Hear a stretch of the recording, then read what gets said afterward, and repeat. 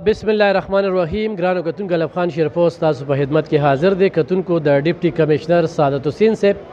په هدایاتو باندې او بیا ای ډي سی محمد علي شاه صاحب چې همیشه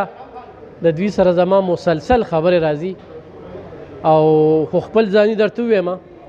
نو اجتماعي سوچ لرم او دغه اجتماعي سوچ په وجه باندې تر ډېر زیات متاثر یم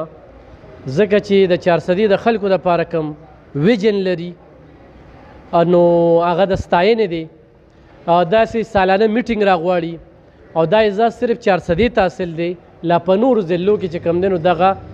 سلسله نه ده روانه شوې. د دغه سالانه میټینګ مقصد او مرام څه وي؟ د ټولو ضلعو د ټولې ضلعې د محکمو افسران هغوی د قانون نه خبرول، هغوی د قام د حقوقو نه خبرول، هغوی سره سره چې کوم دی قام د دې نه خبرولو چې یو افسر تا سره زیاتې کوي،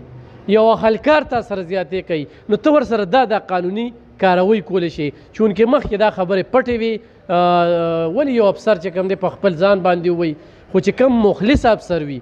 کوم خپلې ډیوټۍ سره مخلص وي، خپلې تنخوا سره مخلص وي، نو هغې کې دا محمد علي شاه صاحب او د سره دغه ټیم دی چې هغوی غواړي چې قوم موږ آګاه کړو، هغې کې موږ دا اویرنس واچوو چې دا ستاسو قانوني حق دی، خو تا سره یو افسر یا یو خلکار یا یو محکمه چې کومه ده زیاتې کوي، نو بالکل دا د قانوني کاروي چې کومه ده هغه کولی شي. وختاً په وختاً به کتونکو د دې نه موږ تاسو خبرو تر دې وخته پورې ما پکې خپلې ګیلې شکوې زه برملا کوم چې کله نه ما محمد علي شاه صاحب لیدلی دی نو زه په هغه میټینګ کې چې کینم نو زه ډېر کلیر کټ خبره کوم ځکه چې ما سره د 400 والو فکر دی چې یاره یو افسر چې کوم دی هغه ریډیو پروګرام له نه راځي، یو افسر چې کوم دی هغه میډیا ته نه مخامخ کیږي، یو افسر چې کوم دی هغه د محکمې کې کوم کارونه یعنی کوم پرمختګ شوی دی د هغې نه قوم نه خبروي. نو په دې باندې محمد علي شاه صاحب ټولې محکمې چې کوم دی نو هغه پابند کړي چې کله هم در طالب خان شیرپو یا دلبر ریډیو نه کال راته نو هغې له به ټیم ورکوي. ښه خبره ده چې یو ورځ نیمه مخکې به خبرو، نو راتلونکي وخت کې به تاسو موږ د زکات نه خبرو، بیت المال نه هم خبرو، د نادرا څه کار دی، د پاسپورټ څه کار دی، دغه شانتې چایلډ ماشومانو کوم حقوق دي یا لیبر ډپارټمنټ دی، دې ټولو نه به خبرو. نو راتلونکي به خبرې کوو، پروګرام اوږدېږي او محمد علي شاه صاحب او محمد علي شاه صاحب ډېره زیاته مننه کوم چې د خپلې ډیوټۍ سره وي دوام واخلی او دوا سره سره چې کوم دی خپله ډیوټي هم کوئ نو زموږ ورته زړه دوا کوي چې دا تاسو کوم سوچ لرئ. نننی میټینګ وشو، څه به وایې زموږ 400 والو ته او ټول ولس دې وخت کې ویني پښتانه، څه به وایي؟ اعوذ بالله من الشیطان الرجیم. بسم الله الرحمن الرحیم. د ټولو نه مخکې خو ستاسو او د ټولې 400 د خلکو ډېره مننه چې زموږ د کوم کوششونه دي چې هغه ستایي او موږ له چې کوم دی نور هم همت راکړي، نور مطلب دا زموږ حوصله زیاتوي چې موږ داسې پروګرامونه او داسې خلک راوغواړو چې هغې سره چې کوم دی د 400 د خلکو په مسایل حل کېدو کې څه ناڅه امداد کېدی شي. نن چې موږ کوم دغه سیمینار ارینج کړو د دې مقصد دا و چې حکومت یو قانون جوړ کړی دی ټریفیکنګ ان پرسن سپیشلی فار چایلډ اینډ وومن. دا 2018 کې ایک جوړ شوی دی، خو د 2018 نه اوسه پورې چې کوم دی نو په دې باندې لکه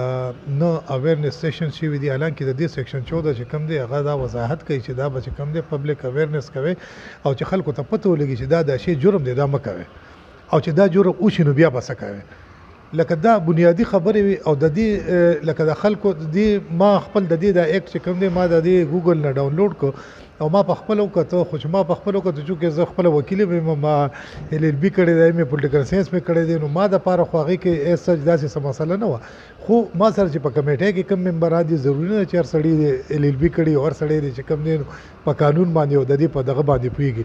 نو د هغې د وجې چې کوم دی نو موږ نن DPP صاحب سره چې کوم دی تیر میټینګ کې موږ تیر هفته دا دغه کړو چې را DPP صاحب به په دې باندې یو پریزنټیشن تیاروي او موږ به ټول سټیک هولډر راغواړو سره د میډیا او موږ به هغې له دا اویرنس ورکوو چې دا شی چې کوم دی نو دا انتهایی ضروري دی او دې باندې چې کوم دی نو ټول عوام پویول دي چې ماشوم سره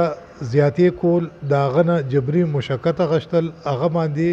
د هغه د مرضۍ نه خلاف یو کار کول او دا چې کوم دی او د زنانو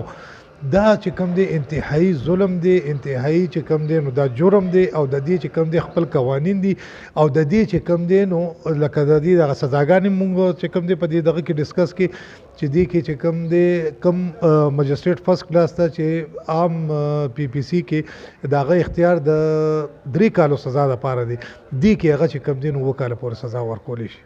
نو دا سپیشل لا ده، او په دې کې چې کوم دی نو سزاګانې هم زیاتې دي، او په دې کې چې کوم دی د دې جرم نوعیت هم مختلف دی، او په دې کې چې کوم دی هغه پراسیکیوشن هغه طریقې کار هم مختلف دی. دې کې اوس فردر چې کوم دی نن موږ ستاسو مخکې دې سره خبرې وکړې، نو موږ پولیس والا دپاره د هغې کې د ایس ایچ اوګان متعلقه تاڼو والا، د هغې محرران او د هغې هغه تفتیشي افسران چې کوم په دې کیسونو کې کار کوي،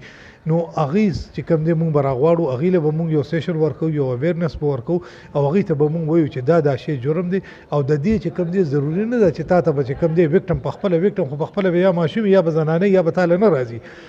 نو ته به چې کوم دی په هغه جرم باندې سترګې خو نه پټې که نه، نو تاله چې ایکس واي زیډ هر څوک راله هغه درته ووایي چې ما دا جرم په کتو کې وکته، ته به چې کوم دی نو هغې باقاعده اف آی آر درج کړې، باقاعده به په هغې باندې ته تفتیش کړې، او د هغې چې کوم پروسس دی د قانون مطابق هغه به ته سر ته رسې، او د دې چې کومې سزاګانې دي دا چې یو څو کسانو ته میلو شي، نو دا جرمونه به هله ختمېږي، هسې دا جرمونه نه ختمېږي. نو په هغې کې انشاءالله زموږ